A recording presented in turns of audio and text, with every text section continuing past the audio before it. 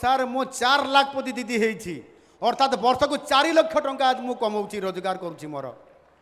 ତାପରେ ଦ୍ୱିତୀୟ ଜଣ ଆଉ ଜଣେ ଆସିଲା ତାଙ୍କର ସେ ପ୍ରଶଂସା ପତ୍ରରେ ବି ସେ ତାଙ୍କ ନାଁ ଅଛି ତାଙ୍କୁ ଡକାଗଲା ସମ୍ମାନିତ କରାଗଲା। ସେ କହିଲା ମୁଖ୍ୟମନ୍ତ୍ରୀ ସାର୍ ମୁଁ ବି ଲାଖପତି ଦିଦିରେ ନାହିଁ ମୁଁ ଉଦ୍ୟୋଗପତି ଦିଦି ହେଇଯାଇଛି ସାର୍ ମୁଁ ମାସକୁ 3,50,000 ଟଙ୍କା ରୋଜଗାର କରୁଛି। ଲାଖପତି ଦିଦିରୁ ସିଏ ପୁରା କ'ଣ କୁହାଯିବ 38 ଲକ୍ଷ ଟଙ୍କା ବର୍ଷକୁ ରୋଜଗାର କରୁଛନ୍ତି ଲାଭ ପାଉଛନ୍ତି। ଆଜି କେତେ ବଡ଼ ସୁବର୍ଣ୍ଣ ସୁଯୋଗ ଆଜି ଆମ ସରକାର ଆଜି ଆଣିଦେଇଛନ୍ତି ଲୋକଙ୍କର ସରକାର। ଆଜି ମା ଭଉଣୀମାନଙ୍କୁ ଆଜି ଆର୍ଥିକ ଦୃଷ୍ଟିକୋଣରୁ ସମାନ ଦୃଷ୍ଟିକୋଣରୁ ସାମାଜିକ ସୁରକ୍ଷା ଦୃଷ୍ଟିକୋଣରୁ ଏବଂ ମା ମାନେ ଘରେ କାମ କରିବେ ଘରକୁ ଟଙ୍କା ଆଣନ୍ତି ନାହିଁ ବୋଲିକରି ପରିବାରର ମୁରବୀ କହିଥାନ୍ତି କିନ୍ତୁ ମା ମାନେ ଭଉଣୀମାନେ ଆଜି ଯେତିକି ଅର୍ଥ ଆଣୁଛନ୍ତି ଆପଣମାନେ ଇଏ ନିଶ୍ଚିତ ଭାବରେ ପରିବାର ଚଳାଇବା ପାଇଁ ପରିବାରକୁ ଆଗକୁ ବଢ଼ାଇବା ପାଇଁ ଏବଂ ରାଜ୍ୟର ଅର୍ଥ ଜିଡିପିରେ ମଧ୍ୟ ବୃଦ୍ଧି କରିବା ପାଇଁ ଆପଣମାନେ ସର୍ବାଗ୍ରେ ରହିଛନ୍ତି। ଆପଣମାନଙ୍କୁ ଶତ ଧନ୍ୟବାଦ ଶତ ନମସ୍କାର। ମୁଁ ଆପଣମାନଙ୍କୁ ଶେଷରେ ନିଶ୍ଚିତ ଭାବରେ ଆଉ ଟିକେ କହିବା ପାଇଁ ଚାହୁଁଛି ଆଜି ସେଥିପାଇଁ ଆମେ ଚାଷ କରୁଛନ୍ତି ଅର୍ଥନୈତିକ ଦୃଷ୍ଟିକୋଣରୁ ଆମକୁ ଆମର ଜିଡିପିକୁ ଅର୍ଥନୈତିକ ଅଭିବୃଦ୍ଧି ପାଇଁ ଆବଶ୍ୟକତା ଅଛି। କୃଷି କ୍ଷେତ୍ରରେ ଆମେ କେବଳ ଗୋଟିଏ ଚାଷ କଲେ ହେବ ନାହିଁ ପନିପରିବା ତାର ସହିତ ଫଳ ଏବଂ ତା ସହିତ ମଧ୍ୟ ଆମେ ଡାଲି ଜାତୀୟ ଅର୍ଥକାରୀ ଫସଲ ହିସାବରେ ଏବଂ ତେଲ ଜାତୀୟ ଫସଲ ହିସାବରେ ଆମେ ମଧ୍ୟ ତାକୁ ଗ୍ରହଣ କଲେ ଆମର ଆୟ ଦ୍ୱିଗୁଣିତ ହେବାର କୌଣସି ପ୍ରକାରର ପ୍ରତିବନ୍ଧକ ରହିବ ନାହିଁ। ସେଥିପାଇଁ ଆମେ ବିଭିନ୍ନ ପ୍ରକାରର ଯୋଜନା ଆମ ସରକାର କରୁଛନ୍ତି। ଆପଣମାନେ ସେ ଯେଉଁ ସ୍କିମ୍ରେ ଆପଣ ଯୋଡ଼ି ହୋଇଗଲେ ଆପଣ ସବସିଡ଼ି ବି ପାଇବେ ଏବଂ ଆପଣମାନେ ଏ ସମସ୍ତ କାର୍ଯ୍ୟକ୍ରମ ଭିତରେ ବହୁତ ଆଗକୁ ଯାଇପାରିବେ। ବନ୍ଧୁଗଣ ମୁଁ ଆପଣମାନଙ୍କୁ ସମସ୍ତଙ୍କୁ ଧନ୍ୟବାଦ ଦେବି। ଆଜି ଆମେ ମିଲେଟ୍ ମିଶନରେ ମଧ୍ୟ ଯେଉଁ ଶ୍ରୀ ଅନ୍ନ ଅଭିଯାନ ଆମେ ଆଜି କାର୍ଯ୍ୟକ୍ରମ କରିକିରି ଆଜି ପୃଷ୍ଟି ଶସ୍ୟ ଆଧାରିତ କୃଷି ପ୍ରଣାଳୀ ମାଧ୍ୟମରେ ଆମେ ଆଜି ସମସ୍ତ କ୍ଷୁଦ୍ର ଓ ନାମମାତ୍ର ଚାଷୀଙ୍କୁ ମଧ୍ୟ ତାଙ୍କ ରୋଜଗାରରେ ଆଜି ଉନ୍ନତି ଆଜି ଆମେ ଆଣିପାରିଛନ୍ତି।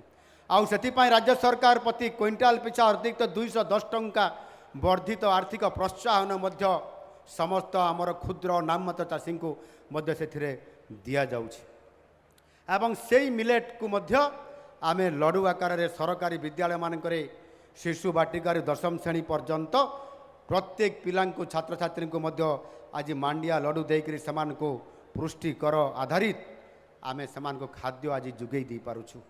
ଇଏ ସମ୍ଭବ ହୋଇପାରିଛି ଆଜି ଆପଣମାନଙ୍କର ଆଶୀର୍ବାଦ କାରଣରୁ ଡବଲ ଇଞ୍ଜିନ୍ ସରକାର କାରଣରୁ। ଏଣୁ ନିଶ୍ଚିତ ଭାବରେ ମୁଁ ଆପଣମାନଙ୍କୁ ସମସ୍ତଙ୍କୁ ଧନ୍ୟବାଦ ଦେବି। ଆଗାମୀ ଗତ ଅକ୍ଷୟ ତୃତୀୟାରେ ମଧ୍ୟ ଆମେ ଏଥିରେ ଯେଉଁ କାର୍ଯ୍ୟକ୍ରମ କରିଥିଲୁ ଚାଷୀଙ୍କୁ ଆମେ ଯେତେବେଳେ ସିଏମ୍ କିଷାନ ଦେଲୁ ସେତେବେଳେ ଆମେ 2,331 ଜଣ ବିଶେଷ ଭାବେ ଅନୁନ୍ନତ ପିବିଟି ଚାଷୀଙ୍କୁ 25,532 ଜଣ ସହରାଞ୍ଚଳ ଚାଷୀଙ୍କୁ ପ୍ରଥମ ଥର କରି ଆମ ସରକାର ଆସିଲା ପରେ ସହରାଞ୍ଚଳରେ ରହୁଥିବା ଚାଷୀଙ୍କୁ ମଧ୍ୟ ଆମେ ସିଏମ୍ କିଷାନରେ ଅନ୍ତର୍ଭୁକ୍ତ କରିଲୁ ଏବଂ ସେମାନଙ୍କୁ ମଧ୍ୟ 1,000 ଏ ସମସ୍ତଙ୍କୁ ମିଶାଇ 1,025 କୋଟି ଟଙ୍କାର ଆର୍ଥିକ ସହାୟତା ଆମେ ସିଏମ୍ କିଷାନ ଆମେ ପ୍ରଦାନ କରିଛୁ ଏବଂ ତାହା ସହିତ ମଧ୍ୟ ପିଏମ୍ କିଷାନରେ ମଧ୍ୟ 36 ଲକ୍ଷରୁ ଅଧିକ ଚାଷୀ ପ୍ରଥମରେ ମାତ୍ର 29 ଲକ୍ଷ ପାଉଥିଲେ ଆଜି ଅଧିକ ଚାଷୀ ଆଜି 6 ଲକ୍ଷ ଚାଷୀ ଅଧିକ ଆମେ ତାକୁ କରେଇଛୁ ଏବଂ ସେଥିରେ ତାଙ୍କୁ ଅନ୍ତର୍ଭୁକ୍ତ କରିଛୁ। ଚାଷୀଙ୍କ ପରିବାରର ଯେଉଁ ପିଲାମାନେ ପାଠ ପଢ଼ିବେ ଉଚ୍ଚତର ଶିକ୍ଷା କରିବେ ସେମାନଙ୍କୁ ମଧ୍ୟ ଆମେ କୃଷି ବିଦ୍ୟାନିଧି ଯୋଜନା ମଧ୍ୟରେ ଅନ୍ତର୍ଭୁକ୍ତ କରିକିରି ଆମେ ସେମାନଙ୍କୁ ମଧ୍ୟ ଆଜି ସେ ଛାତ୍ରଛାତ୍ରୀମାନଙ୍କୁ 13,923 ଜଣ ଛାତ୍ରଛାତ୍ରୀଙ୍କୁ 53 କୋଟି 67 ଲକ୍ଷ ଟଙ୍କାର ଛାତ୍ରବୃତ୍ତି ମଧ୍ୟ ଦେବାରେ ଆଜି ଆମେ ବହୁତ ବଡ଼ ସାହାଯ୍ୟ ଆଜି ଆମର ଚାଷୀ ପରିବାରର ପିଲାମାନଙ୍କୁ ଆଜି ଆମେ ପହଞ୍ଚାଇ ପାରିଛୁ। ସେଇଭଳି ଭାବରେ ଏଠି ସଏଲ ହେଲ୍ଥ କାର୍ଡ଼ ଆଜି ପ୍ରଦାନ କରାଯାଉଛି। କେଉଁ ଜମିରେ କେଉଁ ମାଟି ଅଛି ଏବଂ ସେ ମାଟିର ଉର୍ବରତା ଏବଂ ତାହାର ମାଟିର ଚିହ୍ନଟ କରାଗଲା ପରେ ତାର ସ୍ୱାସ୍ଥ୍ୟ କେମିତି ଅଛି ସେହି ଅନୁସାରେ ଆଜି 5,70,000 ମୂର୍ତ୍ତିକା ଆଜି ନମୁନା ପରୀକ୍ଷା କରିବା ପାଇଁ ମଧ୍ୟ ଆମେ ନିର୍ଦ୍ଧାର୍ଯ୍ୟ କରିଛୁ।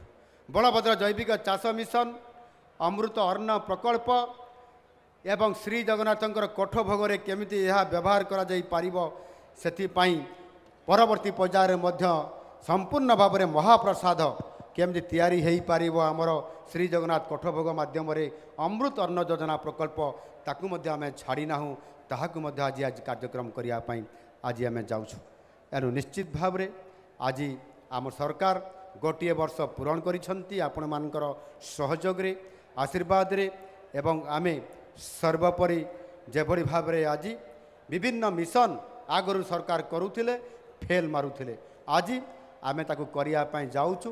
ଚାଷୀଙ୍କୁ ନିଶ୍ଚିତ ଭାବରେ ତା ମୁହଁରେ ହସ ଫୁଟେଇବୁ। ସେ ଆଳୁ ମିଶନ ହେଉ, ସେ ମକା ମିଶନ ହେଉ, ସେ ପଣସ ମିଶନ ହେଉ, ଯାହା ଅତୀତରେ ହୋଇପାରିନଥିଲା, ଆଜି ଆମ ସରକାର ଆସିଲା ପରେ ଆମେ ସେଥିପାଇଁ ଯେଉଁ ବିହନ ଡୁପ୍ଲିକେଟ୍ ବିହନ ଦେଉଥିଲେ ଗତ ସରକାର, ଆମେ ଉନ୍ନତ ମାନର ଚଳିତ ବର୍ଷ ମଧ୍ୟ ଆମେ ଆଳୁ ବିହନ ଆଜି 1,60,830 କ୍ୱିଣ୍ଟାଲର ଏକ ପ୍ରାମାଣିକ ଆଳୁ ବିହନ ଆମେ ଯୋଗାଇ ଦେଇଛୁ, ଯେଉଁଥିରେ କି ଆପଣଙ୍କର ରେକର୍ଡ 12,375 ହେକ୍ଟର ଜମିରେ ଏ ଆଳୁ ଚାଷ କରାଯାଇକରି ଆଜି ସଫଳ ଆଜି ଆମେ ଆଳୁ ଉତ୍ପାଦନରେ ଆମେ ଅଭିବୃଦ୍ଧି ଆଜି କରେଇ ପାରିଛୁ। କୃଷି ଉତ୍ପାଦକ ପୁଞ୍ଜି ଜରିଆରେ ଆମେ ବିଭିନ୍ନ ପ୍ରକାରର ଆଜି ଆମେ କାର୍ଯ୍ୟକ୍ରମ କରିକରି ଚାଷୀକୁ ଆଗକୁ ନେବା ପାଇଁ ଆଜି ଆମେ ତାଙ୍କୁ ଏଥିରେ ପ୍ରମୋଟ କରୁଛୁ। 113,77 ଲକ୍ଷ ଟଙ୍କାର ବିଜନେସ୍ ମଧ୍ୟ ଏଥିରେ ବା ଦେଣନେଣ କାରବାର ହେଇଛି। ଏଗ୍ରିକଲଚର ପ୍ରଡକ୍ସନ୍ କ୍ଲଷ୍ଟର ହିସାବରେ ଆମେ ଏ ଜରିଆରେ ଆମେ ତାକୁ ମଧ୍ୟ ଆଜି ବଡ଼ ପ୍ରମୋଟ କରିପାରୁଛୁ। ବନ୍ଧୁଗଣ, ଶେଷରେ ମୁଁ କହିବା ପାଇଁ ଚାହିଁବି, ଇଏ ମୁଖ୍ୟମନ୍ତ୍ରୀ କାମଧେନୁ ଯୋଜନା, ଏଥିରେ ମଧ୍ୟ ଦୁଗ୍ଧ ଉତ୍ପାଦନକୁ ବୃଦ୍ଧି କରିବା ପାଇଁ ଆମ ସରକାର ରେକର୍ଡ ପରିମାଣର ବଜେଟ୍ରେ ବ୍ୟବସ୍ଥା 1,422 କୋଟି ଟଙ୍କା ଏଥିରେ ବ୍ୟବସ୍ଥା କରାଯାଇଛି। 15 ଲକ୍ଷରୁ ଅଧିକ ଦୁଗ୍ଧ ଚାଷୀ ଏଥିରେ ଉପକୃତ ହୋଇପାରିବେ।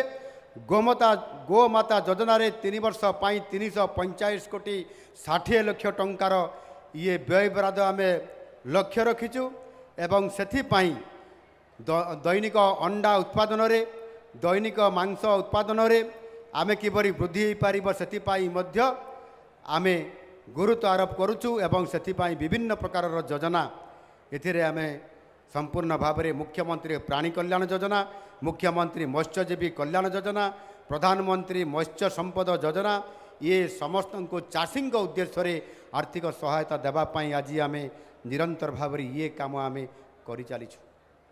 ଶେଷରେ ମୁଁ ଏତିକି ଆପଣମାନଙ୍କୁ ନିବେଦନ କରିବି, ଆପଣମାନେ ସମସ୍ତେ ଆଜି ଏ କାର୍ଯ୍ୟକ୍ରମରେ ଯୋଗ ଦେଇ 2036 ସୁଦ୍ଧା ସମୃଦ୍ଧ ଓଡ଼ିଶା ଗଠନ କରିବାର ଚାଷୀର ବଡ଼ ଭୂମିକା ରହିବ। ଚାଷୀର ଆୟ ବଢ଼ିବ ଏବଂ ଚାଷୀ ଏକ ଅର୍ଥନୈତିକ ଫସଲ ହିସାବରେ ମଧ୍ୟ ତାର ଚାଷକୁ ଆଜି ତାହାର ମୋଡ଼ ବଦଳିବ ଏବଂ ରାଜ୍ୟର ଯେଉଁ ଆମର ଜିଡିପି ଆର୍ଥିକ ଅଭିବୃଦ୍ଧି ଘଟୁଛି ସେଥିରେ ବହୁତ ବଡ଼ ଭୂମିକା ନେଇପାରିବ। ଆଉ ସେଥିପାଇଁ 2036 ସ୍ୱତନ୍ତ୍ର ରାଜ୍ୟ ଓଡ଼ିଶା ପ୍ରଦେଶ ଗଠନର 100 ବର୍ଷ ଯେତେବେଳେ ପୂରଣ ହେବ, ଆମେ ସମୃଦ୍ଧ ଓଡ଼ିଶା ତଥା ବିକଶିତ ଓଡ଼ିଶା ଗଠନ କରିବା ପାଇଁ ଯେତେବେଳେ ଆମେ ଯିବା, ସେତେବେଳେ ଆପଣମାନଙ୍କର ଭୂମିକା ନିଶ୍ଚିତ ଭାବରେ ରହିବ। ଆଉ ଆପଣମାନେ ସମସ୍ତେ ଓଡ଼ିଶା ସରକାରକୁ ସାହାଯ୍ୟ କରନ୍ତୁ। ଆଉ ସେଥିପାଇଁ ଆମେ ଯେଉଁ ଭିଜନ 2036 ଏବଂ ଭିଜନ 2047 ସମୃଦ୍ଧ ଓଡ଼ିଶା ତଥା ବିକଶିତ ଓଡ଼ିଶା ଏବଂ ବିକଶିତ ଭାରତ, ଏ ଯେଉଁ ପରିକଳ୍ପନା ଆଜି ଆମ ମୋଦିଜୀ ରଖିଛନ୍ତି, ସେଥିପାଇଁ ମୁଁ ଆପଣମାନଙ୍କୁ ଆହ୍ୱାନ କରୁଛି, ନିଶ୍ଚିତ ଭାବରେ ଆର୍ଥିକ ଦୃଷ୍ଟିକୋଣରୁ କୃଷକ ଭାଇମାନଙ୍କର ଇଏ କୃଷକ ଶକ୍ତି ସମାବେଶର ଆଜି ଆପଣମାନେ ଯେଉଁ କାର୍ଯ୍ୟକ୍ରମରେ ସାମିଲ ହୋଇ ଶକ୍ତି ପ୍ରଦର୍ଶନ କରିଛନ୍ତି, ନିଶ୍ଚିତ ଭାବରେ ଆଗାମୀ ଦିନରେ 2047 ସୁଦ୍ଧା ବିକଶିତ ଭାରତ ଗଠନରେ ଚାଷୀର ଭୂମିକା ସର୍ବାଗ୍ରେ ରହିବ ଏବଂ ସେଥିପାଇଁ ଆପଣମାନଙ୍କର ସମସ୍ତେ ନିରନ୍ତର ଭାବରେ କାମ କରିବା ପାଇଁ ଆମେ ଶିଳ୍ପ କରୁଛୁ, ମିଶ୍ରିତ ଅର୍ଥନୀତିକୁ ପ୍ରାଧାନ୍ୟ ଦେଉଛୁ। ଚାଷୀ ସହିତ ପ୍ରତି ଜିଲ୍ଲାରେ ଶିଳ୍ପ ପ୍ରତିଷ୍ଠା ହେବ ଏବଂ ବଲାଙ୍ଗୀର ଜିଲ୍ଲାରେ ମଧ୍ୟ ଶିଳ୍ପ ପ୍ରତିଷ୍ଠା କରିବା ପାଇଁ ଗତକାଲି ନିଜେ HLCA ମିଟିଂରେ କେବିଜି ଦାବି କରିଛନ୍ତି। ଆଉ ମୁଁ ମଧ୍ୟ ମୋର ବିଭାଗକୁ ନିର୍ଦ୍ଦେଶ ଦେଇଛି ଯେ ବଲାଙ୍ଗୀର ଜିଲ୍ଲାରେ ମଧ୍ୟ ଶିଳ୍ପ ପ୍ରତିଷ୍ଠା ହେବ ଏବଂ ଏଠିର ଯୁବକମାନେ ନିଯୁକ୍ତି ପାଇବେ, ରୋଜଗାର ବଢ଼ିବ।